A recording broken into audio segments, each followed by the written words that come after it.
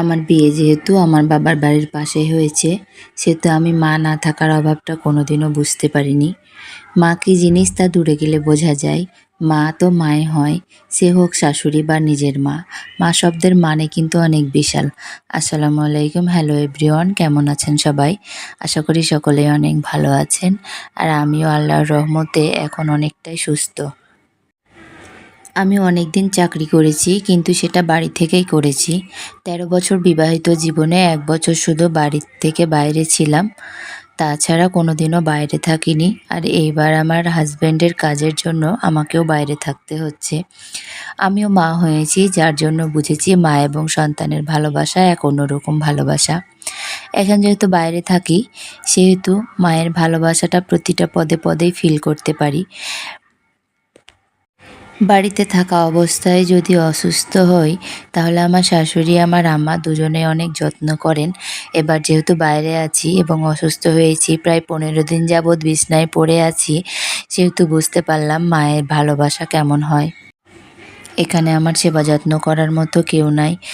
এই শুয়ে থেকেই বুঝতে পারলাম আসলে মায়ের মতো কেউ কখনো হয় না, হবেও না। আমার সাথে সাথে আমার মেয়েটারও অনেক জ্বর। আমার মেয়ে এই জ্বরের শরীর নিয়েই পিৎজা খাবে বলছে। তাই তো অনেক কষ্ট করে এত অসুস্থ শরীর নিয়েও তার জন্য পিৎজা বানালাম। আমার ঘরে যা যা উপকরণ ছিল তাই দিয়ে আজকের পিৎজাটা বানালাম। আমি পিৎজা বানাচ্ছি, পিৎজা বানাতে বেশ কিছুটা সময় লাগে। আর অন্যদিকে আমার মেয়ে ধৈর্য ধরতেই পারছে না। সে বারবার এসে জিজ্ঞেস করছে পিৎজা বানানো হলো কিনা। আমার আজকের পিৎজা বানাতে প্রায় ১ ঘন্টারও বেশি সময় লেগেছে। এত অসুস্থ শরীর নিয়ে দাঁড়িয়ে থাকতে পারছিলাম না। তারপরও শুধু মেয়ের মুখে হাসি ফোটাবো বলেই পিৎজাটা বানালাম। কী আশ্চর্যের বিষয় দেখেন, আমার মেয়ে আমার বানানো পিৎজা খেয়ে একেবারেই সুস্থ হয়ে গেছে। আমি এবং তার আব্বু দুজনে তার মাথায় হাত দিয়ে দেখি সত্যি সত্যি তার গা থেকে জ্বর ছেড়ে দিয়েছে। আজকে প্রায় ১৫ দিন থেকে আমার মেয়ে বা আমি কেউ ভাত তরকারি কোনো কিছুই খেতে পারছিলাম না।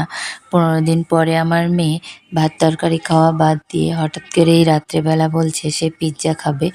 তাই আর দেরি না করে, যেহেতু পিৎজা খেতে চেয়েছে, তাই নিজের বাসায় যা যা উপকরণ ছিল তাই দিয়েই পিৎজাটা বানিয়ে দিলাম। এখনকার জ্বরগুলা কেমন জানি অনেক কষ্টদায়ক। শুনলাম এখন যে জ্বর হয় সেগুলা নাকি ভাইরাস জ্বর। এই জন্যে এক পরিবারের কাউকে যদি এই জ্বর ধরে, তাহলে সেই পরিবারের বাকি সদস্যদেরও জ্বর হয়। আমার পরিবারে ৪ জন সদস্য, ৪ জনেরই জ্বর হয়েছে। সবথেকে বেশি কাবু হয়েছি আমি এবং আমার মেয়ে। যদিও আল্লাহর অশেষ রহমতে প্রায়